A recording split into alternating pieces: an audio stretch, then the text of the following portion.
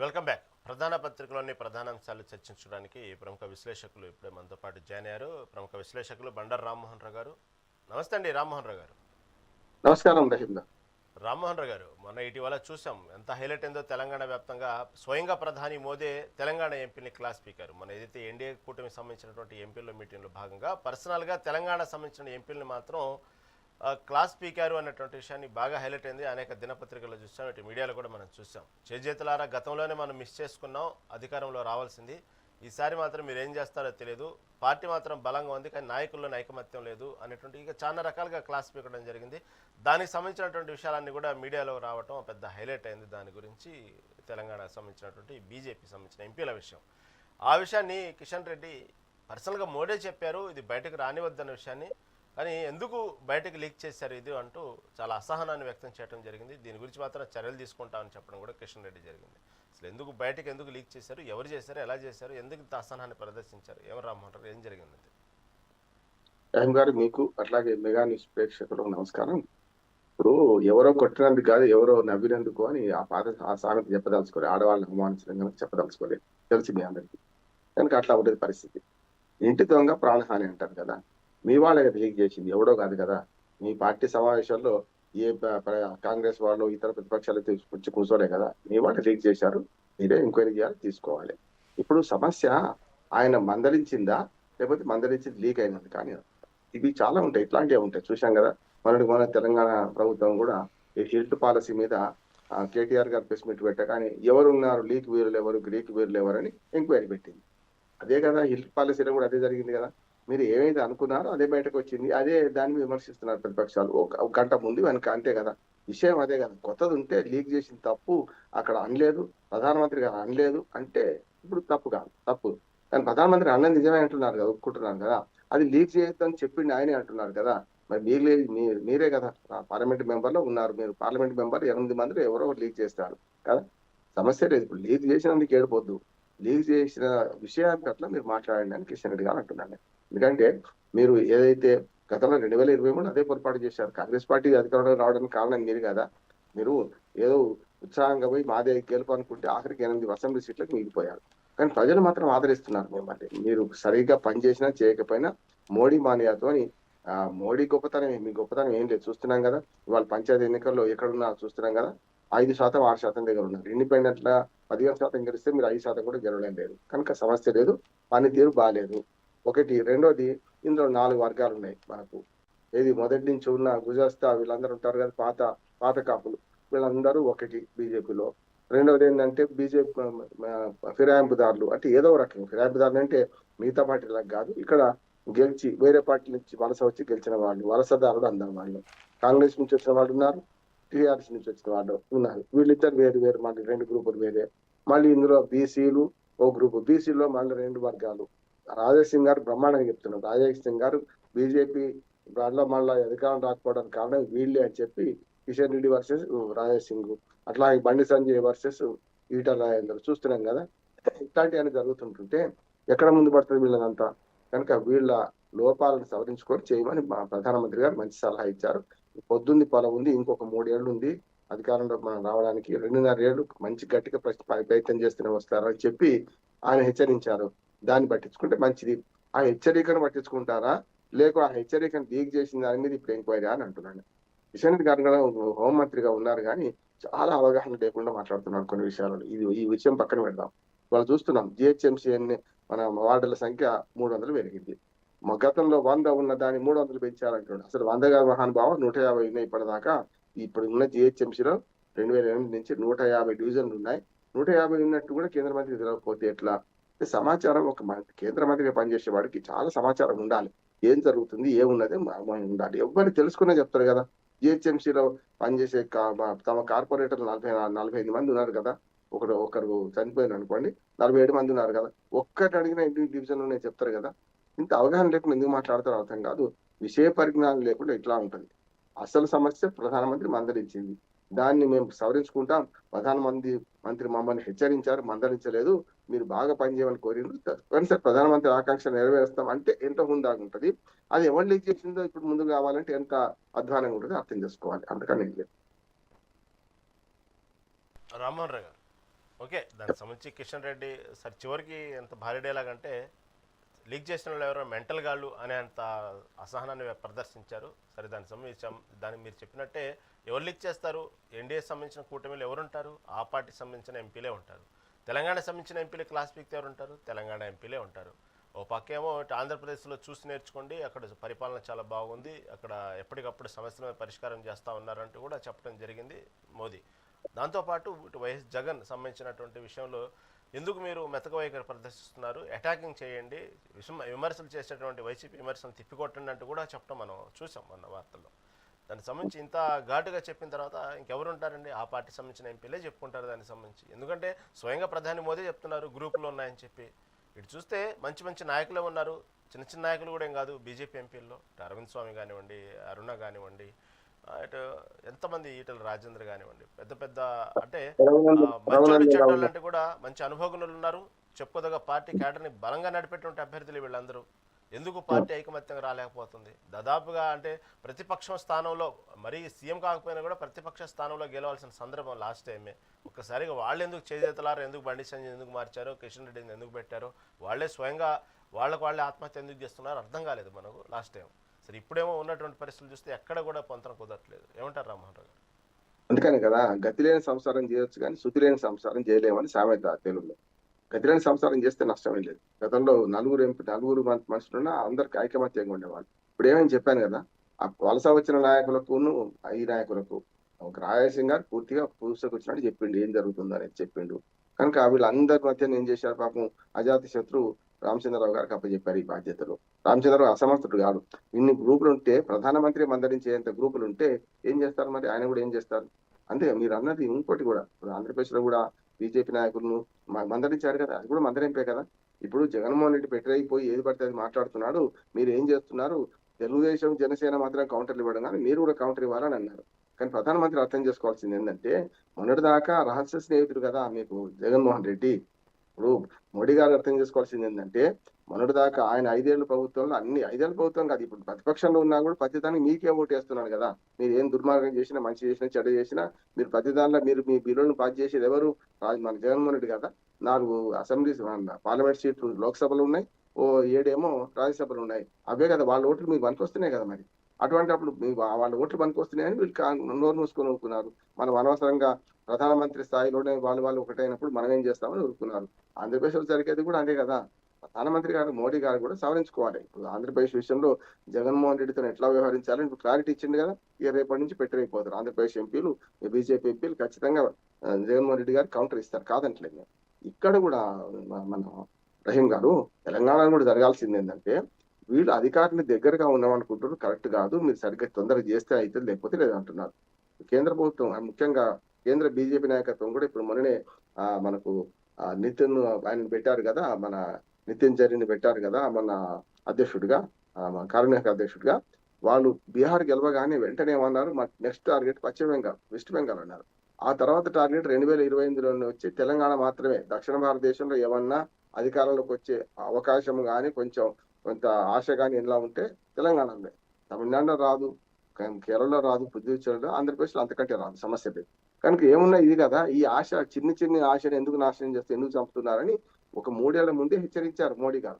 ఆ హెచ్చరికను తీసుకొని మీరు పనిచేయండి తప్ప, ఆ మందలించిన విషయాన్ని బయట ఎట్లా పడుతుంది అంటే, ఆంధ్రప్రదేశ్ ఎంపీలను కూడా మందలించారు కదా, జగన్మోహన్ రెడ్డి గట్టిగా కౌంటర్ ఇవ్వమన్నారు కదా. మరి దాన్ని అయితే అది కూడా పాజిటివ్ కాదు కదా, నెగిటివే కదా. మరి వాళ్ళు ఇట్లా మాట్లాడతలేరు కదా. అందుకని కిషన్ రెడ్డి గారు అర్థం చేసుకోవాల్సిందంటే, పార్టీలో మొన్నటిదాకా ఆయన అధ్యక్షుడు కదా, కిషన్ రెడ్డి గారు కదా తెలంగాణ రాష్ట్ర బీజేపీకి. మరి అప్పుడు సవరించింది, ఇప్పుడు ఏం చేస్తారు? కనుక ఇప్పటికైనా సరే రామచంద్రరావు గారు ఓ రకంగా చెప్పి అందరిని కలుపుకుపోయే వ్యక్తి, ఆయనను కలుపుకొని మెల్లగా ఈ పని చేస్తే మంచిది అంటున్నాడు. మొదలు వర్గాలు దూరం చేసుకోవాలి, తర్వాత పని చేస్తే మంచిది అంటున్నాడు. ఓకే. ఇటు చూస్తేనండి, ఇంకొక అంశం ప్రధానంగా తెలంగాణలో ఇటు 3వ విడత పంచాయతీ ఎన్నికలు ఈరోజు జరుగుతున్నాయి. ఆల్రెడీ పోలింగ్ కూడా స్టార్ట్ అయింది. కాకపోతే ఇక్కడ మొదటి విడత 2వ విడతతో కంపారిజన్ చేస్తే 3వ విడతకు ఎందుకు ఇంత హైప్ వచ్చింది అంటే, మొదటి విడత 2వ విడతను చూస్తే ఫలితాలను చూస్తే ఎక్కడో కాంగ్రెస్ పార్టీ కూడా కొంత పోటీ భావంలోనే ఉందని అనిపిస్తుంది. ఎందుకంటే అంత ఆషామాషిగా లేదు గెలుపు అనేది కూడా.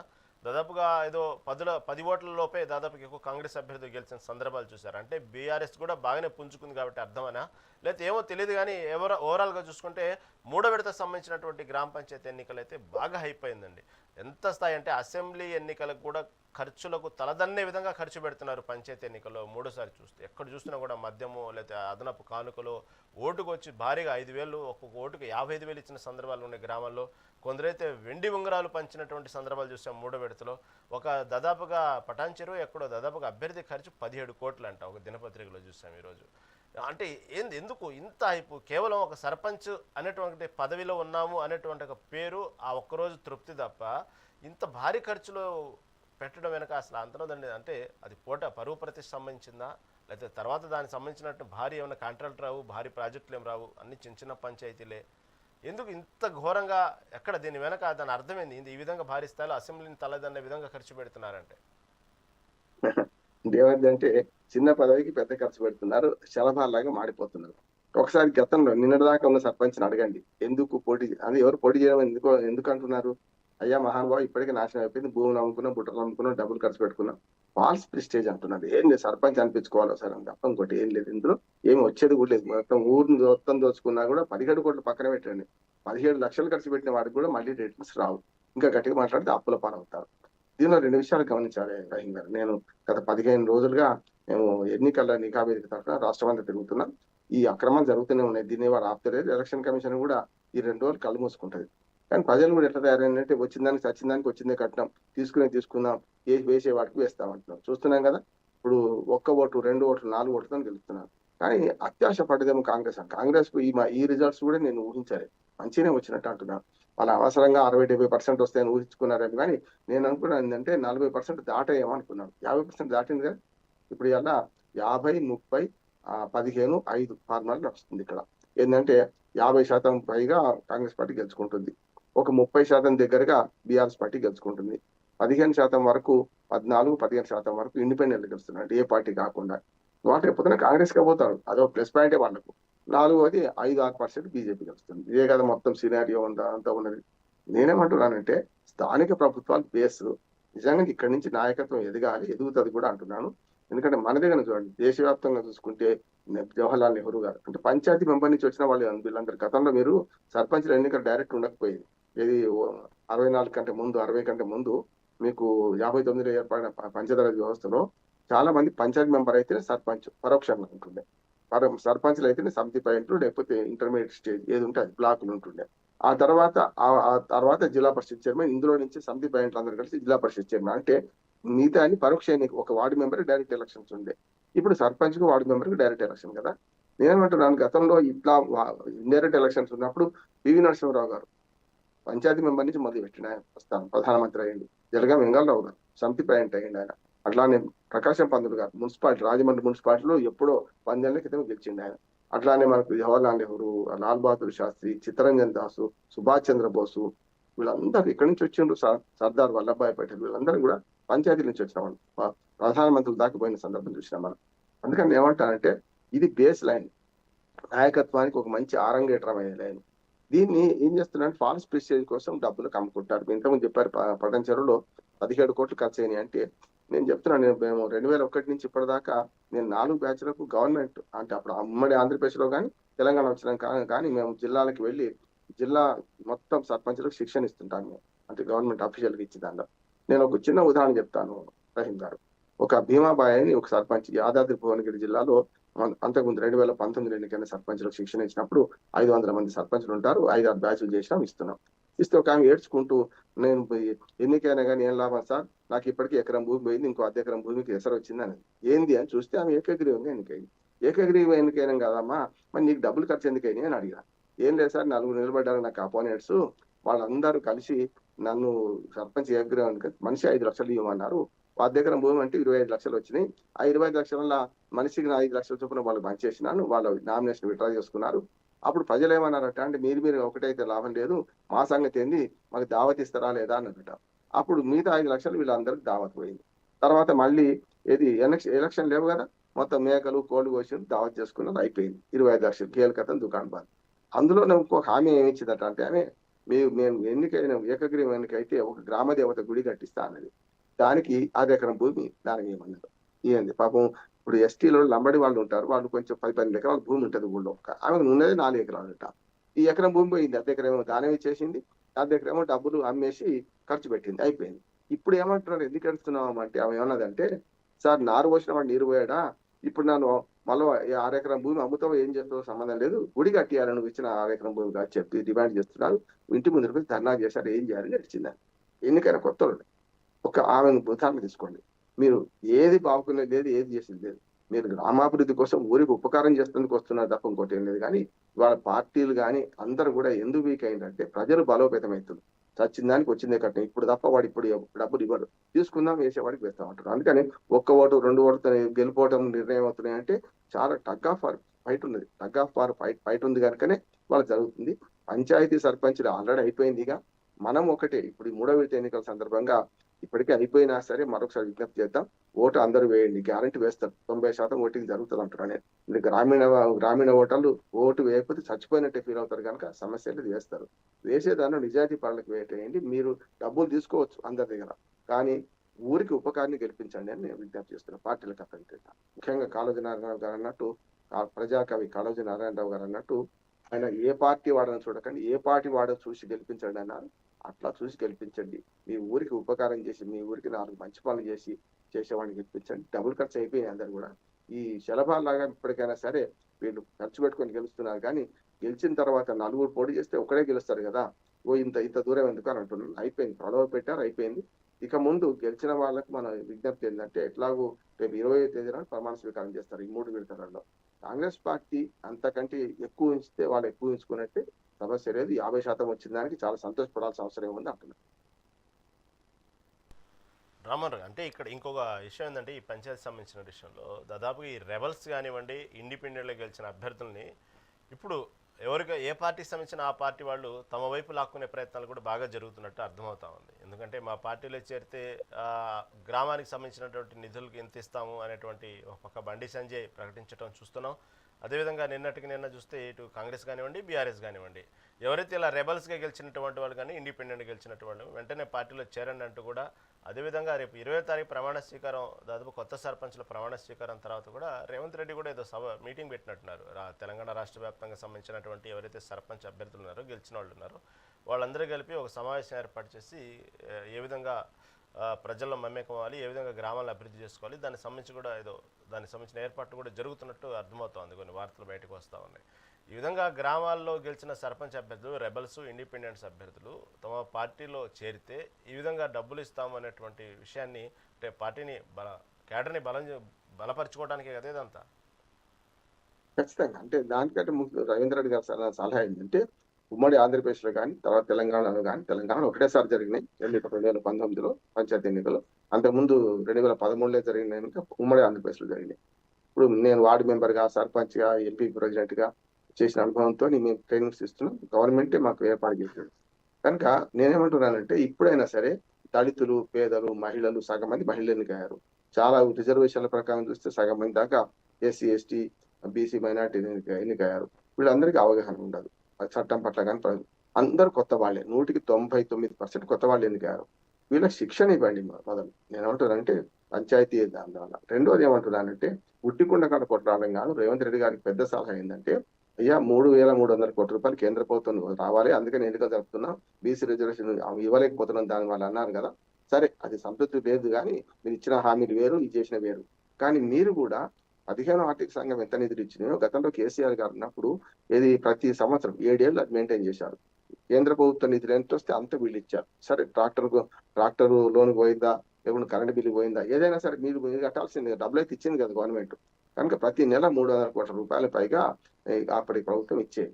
ఇప్పుడు మీరేం చేశారు, 2 ఏళ్ళుగా ఏమి లేదు, ₹1 లేదు. ఇప్పుడు కొత్తగా సర్పంచ్ ఎన్నికైన వాళ్ళు కేవలం ఉత్స విగ్రహాలకు కూర్చోవన్నా, లేకపోతే అభివృద్ధి చేయాలన్నా. కనుక 3,300 కోట్లు కేంద్ర ప్రభుత్వం ఎట్లిస్తుందో మీరు కూడా ఇప్పుడు 3,300 కోట్లు 2 సంవత్సరాలకు కానీ మీరు రిలీజ్ చేస్తే ఆటోమేటిక్ గ్రామాలు కొంచెం పచ్చబడితే గ్రామాలలో వచ్చిన వాళ్ళకు కూడా ఒక పని కల్పించినట్టు అవుతుంది. పాత కాంట్రాక్టర్ల బిల్లులు కూడా ఈ ₹1,000 కోట్ల బిల్లు ఆగినాయి, అవి ఇస్తలేరు. కనుక అది ఇవ్వాలి. కొత్తగా ఈ డబ్బులు కూడా మంజూరు చేస్తే మంచిది అంటున్నాను. ప్రభుత్వం నడవాలి. గ్రామ పంచాయతీ పటిష్టంగా ఉంటే గ్రామాలు బాగుంటే పట్టణాలు బాగుంటాయి, పట్టణాలు బాగుంటే దేశం బాగుంటుంది. రాష్ట్రము, కేంద్రం, విద్య. నా ఉద్దేశం ఏంటంటే గ్రామాలు, పట్టణాలు మాత్రమే నివాస యోగ్యమైన నగరాలుగా, పట్టణాలుగా తీర్చిదిద్దితే, గ్రామాలుగా తీర్చిదిద్దితే మంచిది అంటున్నాను. ఆ వంక పోతే బాగుంటది. వాళ్ళకి శిక్షణ మీ పార్టీ వాళ్ళకు కూర్చోవడం కాదు, ప్రభుత్వ పరంగా శిక్షణ ఏర్పాటు చేయండి. దానికి అవసరమైన టీఎస్ పార్టీ ఉన్నది రాజేంద్ర నగర్ లో, గతంలో అపార్ట్ అనేవాళ్ళం. దాని ద్వారా చేస్తే కొంత బడ్జెట్ ఇస్తే వాళ్ళందరూ కూడా బ్రహ్మాండంగా కొత్త రూల్స్ తెలుసుకుంటారు, పంచాయతీ సర్పంచ్ చేయాల్సిన విధులు తెలుసుకుంటారు, నిధులు తెలుసుకుంటారు, ఇవన్నీ తెలుసుకునే అవకాశం ఉంటుంది. రామ్మోహన్ గారు, ఇంకొక ప్రధాన అంశం చూసుకుంటే ఇటు రేవంత్ రెడ్డి ఢిల్లీ పర్యటన గురించి దాదాపుగా 30,000 కోట్ల రుణాలు ఇవ్వండి, విద్యారంగానికి సంబంధించినటువంటి కూడా రుణాలు ఇవ్వండి అంటూ ఇటు కేంద్ర మంత్రులు అనేక మందిని కలిసి ఈ విధంగా తెలంగాణ విషయంలో మాత్రం 30,000 కోట్ల రుణాలు ఇవ్వండి అంటూ అనేక మంది కేంద్ర మంత్రులను వినతి చేయడం మనం చూసాం. దాంతోపాటు సోనియా గాంధీ కూడా ఈ జరిగినటువంటి తెలంగాణ రైజింగ్ సంబంధించిన మెచ్చుకున్నారని, ప్రజాపాలన బాగుందని తెలంగాణ రాష్ట్ర వ్యాప్తంగా సోనియా గాంధీ స్వయంగా రేవంత్ రెడ్డిని మెచ్చుకున్న సందర్భాలు కూడా నిన్న పత్రికల్లో చూస్తున్నాం ఈరోజు సంబంధించిన విషయంలో. ఈ విధంగా దాదాపు 30,000 కోట్లు రుణం ఇవ్వండి అంటూ కేంద్ర మంత్రులు మినతి చేయడం రేవంత్ రెడ్డి చూస్తున్నాం. దానికి సంబంధించినట్టు చర్చ. రహీం గారు, దీంతో పాటు చివరిలో ఒక 2 నిమిషాలు మనకు మున్సిపల్ వార్డుల విభజన గురించి మాట్లాడతాను. నేను రక్ష జరిగింది చూసినాం కదా, అది కూడా మాట్లాడుతున్నాం. దీనికి మీరు చెప్పిన దానికి వస్తాను నేను. దీనిలో ఏమైందంటే ఇప్పుడు పోయి ఏమంటున్నారు, మేము నవోదయ స్కూల్ కొన్నైనా ఇవ్వండి అంటున్నారు. కొన్నైనా కాదు, నవోదయ స్కూళ్ళు హక్కుగా మనకు ప్రతి జిల్లాకు ఒకటి ఉండాలి. మనం జిల్లాలు పెంచుకున్నాం, జిల్లాలు పెంచుకుని 7 ఏళ్ళు అయిపోయింది. 8 ఏళ్ల తర్వాత కూడా ఒక నవోదయ స్కూల్ ఇస్తుంది కేంద్ర ప్రభుత్వానికి ఎందుకు ఇబ్బంది ఇస్తున్నది? గతంలో 10 జిల్లాలు ఉండే, ఉమ్మడి జిల్లాలు 10లో 12 నవోదయ స్కూల్స్ ఉండే. దాని మీద నేను పరిశోధన చేసిన వాళ్ళకి చెప్తున్నా. ఇంకా మిగతా 21 స్కూల్ ఇవ్వాలి కదా, 33 జిల్లాలు అయినాయి కదా. మరి మిగతా 21 జిల్లాలకు స్కూల్ కావాలి కదా, అది అడిగారు, అది ఇవ్వాల్సిందే కదా. ఇప్పుడు అడగంది అమ్మాయినే పెట్టదని రేవంత్ రెడ్డి గారు మంచి ప్రయత్నం చేస్తున్నారు. గతంలో కేసీఆర్ గారు ఆ ప్రయత్నం చేసి ఇక విసిగిపోయి ప్రభుత్వంతో విడిపోయింది. ఒక రకంగా చెప్పాలంటే మీకు ఎంత మద్దతు ఇచ్చిన లాభం లేదని చెప్పి ఇప్పుడు ఈయన బడే బాయ్ చోటే బాయ్ అని చెప్పి 2 ఏళ్ళ నుంచి స్నేహం చేస్తున్నారు. పోయితే మంచిది. నేను ఎప్పుడు పనులు ప్రభుత్వాలు శాశ్వతం. తెలంగాణ ప్రభుత్వము, కేంద్ర ప్రభుత్వము, భారత ప్రభుత్వం ఇట్లా చూడాలి. మోడీ ఏ పార్టీ, రేవంత్ రెడ్డి ఏ పార్టీ అని చూడొద్దు. కానీ మనకు అన్యాయం జరుగుతుంది. తెలంగాణకు చాలా వరకు అన్యాయం చేస్తుంది కేంద్ర ప్రభుత్వం. అందుకనే మళ్ళీ అడుగుతూనే ఉంటానని రేవంత్ రెడ్డి గారు నిన్న కేంద్ర మంత్రులు కలిశారు. అది 30,000 కోట్ల రూపాయలు మాకు రుణంగా ఇవ్వండి, మేము విద్యను బాగా చేసుకుంటాం అంటున్నారు.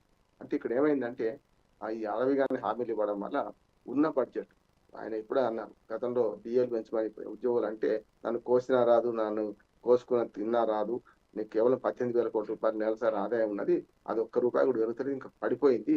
మేము ఖర్చు 25,000 కోట్ల రూపాయలు ప్రతి నెలకు ఉన్నది, మరి మిగతా 7,000 కోట్లు అప్పు చేస్తున్నామని చెప్పారు. ఏది? ప్రభుత్వం నడపడానికే సంక్షేమ పథకాలు, ప్రభుత్వ ఉద్యోగుల జీతభత్యాలు, దాంతో పాటు రోజువారీ ఖర్చులు ఉంటాయి కదా, వీటితోనే సరిపోతుంది.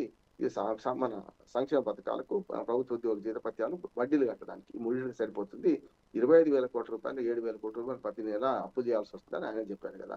మరి మిగతా అభివృద్ధికి నిధులు ఎక్కడి అంటే అయ్యగారి సంపాదన, అమ్మగారి పసుపు కుంకుమ అన్ని పోతున్నాయి, మిగిలింది ఏం లేదు కనుక ఇప్పుడు అప్పులకు అభివృద్ధి కోసం అప్పు చేయాల్సి వస్తుంది. మంచిది, అన్ని ప్రభుత్వాలు అదే చేస్తున్నాయి కనుక కేంద్ర ప్రభుత్వం ఇప్పటికైనా సరే తెలంగాణకు రావాల్సిన నిధులను కనీసం 1 రూపాయి కూడా ఎక్కువ ఇస్తలేదు, ఉన్న నిధులు అయినా ఇస్తే బాగుంటది. అది కూడా విజ్ఞప్తి చేయాలి. ఆల్మోస్ట్ ఆల్ పంచాయతీ ఎన్నికలు పూర్తవుతున్నాయి, 15వ ఆర్థిక సంఘం నిధులు మురిగిపోకముందే మాకు ఇవ్వండి అని విజ్ఞప్తి చేయాల్సిన అవసరం ఉంటే కేంద్ర మంత్రులు కలవడం మంచిది అంటున్నా. ఒక రాష్ట్ర ముఖ్యమంత్రిగా మన హక్కుల కోసం, మన రావాల్సిన నిధుల కోసం పోయి అందరు మా కేంద్ర మంత్రులు కలిశారు, మంచిది అంటుంది, నష్టమేం లేదు. రైట్ రామ్మోహన్ రెడ్డి గారు, రైట్, చక్కటి విశ్లేషణ అందించిన ధన్యవాదాలు. ఇది ఈనాటి పేపర్ అనాలిసిస్. చూస్తున్నానండి మెగా 9 టీవీ.